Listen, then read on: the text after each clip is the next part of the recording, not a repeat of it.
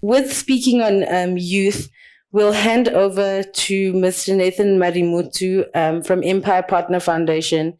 And Empire Partner Foundation has been making some amazing strides using technology and the innovation of the youth to solve these challenges. I know that there are quite a few solutions that have come out of the artificial intelligence campus from EPF, being your Internet of Things sensors to monitor water flow, AR and VR training, to help manage resources, your non-revenue water projects with Salga to monitor that, as well as your data analytics, etc. So I would just love for if Mr. Mariemuthu can give us a little bit more insights as to how technology fits in and into the state of water and what we can do with the youth.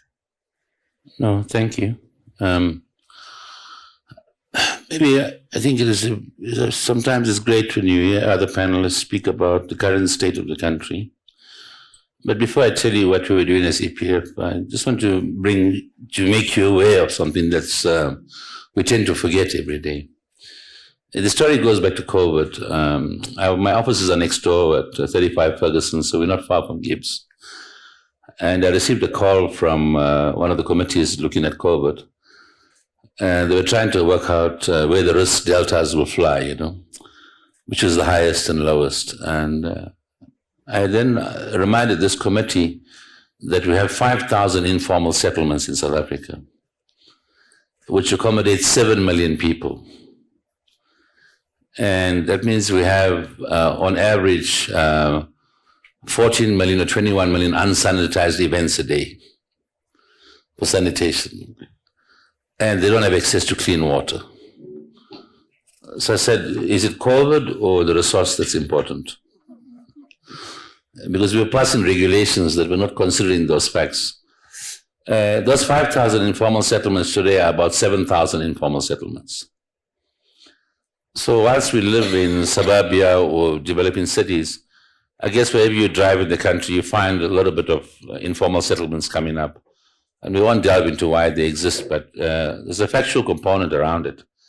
That an informal settlement means that a child is born in this informal settlement that's never going to have access to clean water or sanitation.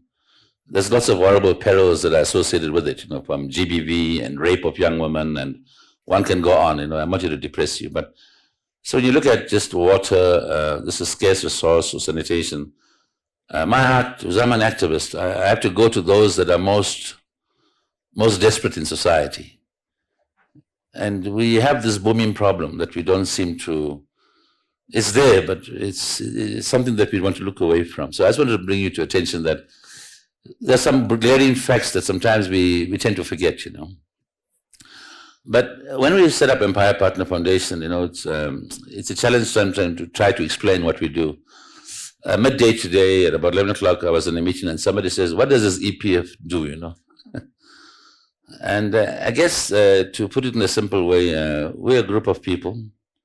It's an NPO that in 2014 or 2015, I came to the realization that we have a lot of problems in South Africa, and the majority of the discourse is complaining about the problem.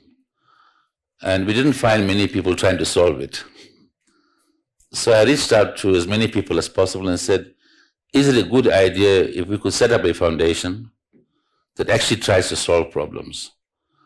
And we said what our contribution will be, which we use this emerging technology that's coming in the world, equip young South Africans that can use this technology, a majority of them who don't really have a job or have an opportunity rather, and go and solve public sector issues. So that's what EPF is about. It's an organization, it's not owned by anybody because it's an NPO. And it's good. I'm not even a trustee or director. I'm just only the founder, but I try to worry them every day, So my problem is I work 7 days a week, you see. So I have the advantage of worrying people when I don't sit on the committees. And we said, let's take all these public sector issues and see if we can solve them. We chose 10 of them. And we had a bunch of young students that actually both were from universities say, what do you think must be solved for you? And they came up with these 10 issues. Water is one of those key issues, and sanitation. And then we said we will take technology, we will equip these youngsters to try and solve it. It's all we do. So that's, I think, to be understood better. We are a problem-solving organization. We're very grateful to GIBS. I think the GIBS team is here, and I'm indebted to them because, and Ferguson Media, a couple of months ago, we had a discussion with GIBS to say, can we have these fora that actually is going to find a problem-solving methodology?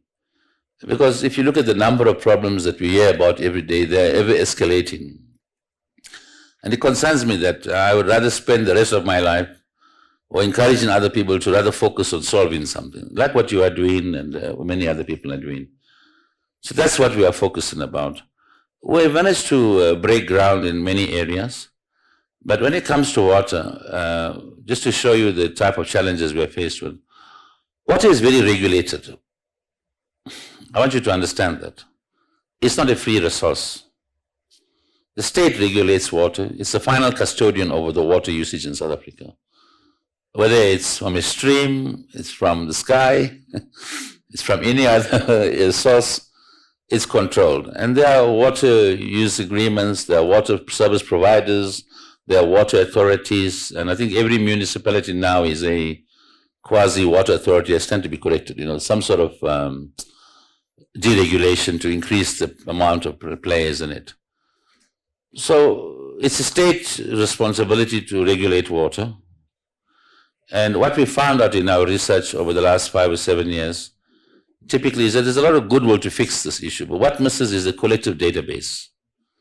And today, if you wanted to have a single portal to say what is the state of water, it's hard to find a single portal that will show us unified data. So in the foundation, when we looked at these 10 issues, we are building research capacity, and we started to solve section by section by section.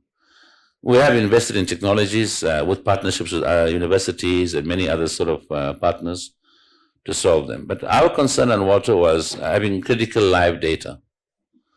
So you speak about the challenges, Ferrial, about in the number of areas, municipalities, but this institutional knowledge lies within a set of people, or the data could be there, but it's not available for us to solve it. There are some examples that we've made great progress with out of the 10 issues. And we only are making this progress because we, as a partner organization, work with many stakeholders. And we can tell you a little bit more about them. But this sessions was actually designed to say, the last one we had was food safety. And I think we made great progress. I'm working with that team. You will see some announcements. And very soon that we will have a national portal that will be able to look at how to rectify food safety.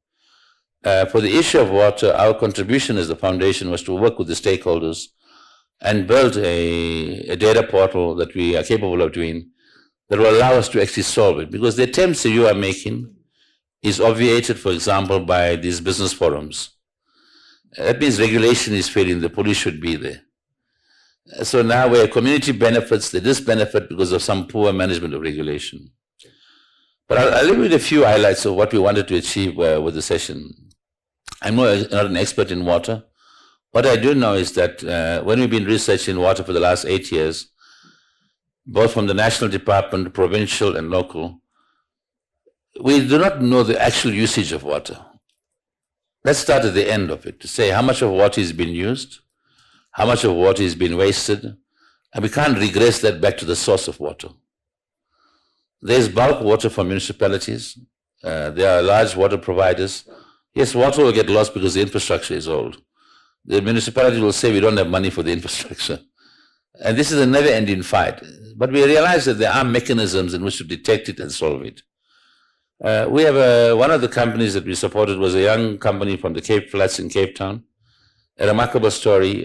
He wanted to calculate how much water corporates use, I don't want to mention the name to promote the company. Went on to build some really cool innovation.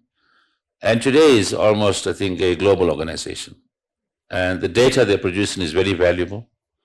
It works, it's live data, and global organizations. Pepsi Cola, for example, we show them how to use the effluent back into their system and they recover 50% of that water back, the wastewater. I can name many large organizations. So it's possible. Our people are talented. So that's what the foundation does. It gives us this. Another organization has built a water quality device that now you throw it into something for you, and it'll give us almost a remote reading for water quality. We've done a global deal with Total to help. It's a foundational model, and Total is using it in Uganda today. So probably Uganda is the same issue for water. There's not much testing, and these are displaced communities. So I think South Africans have a lot to offer, but it's in collaboration with many, many people.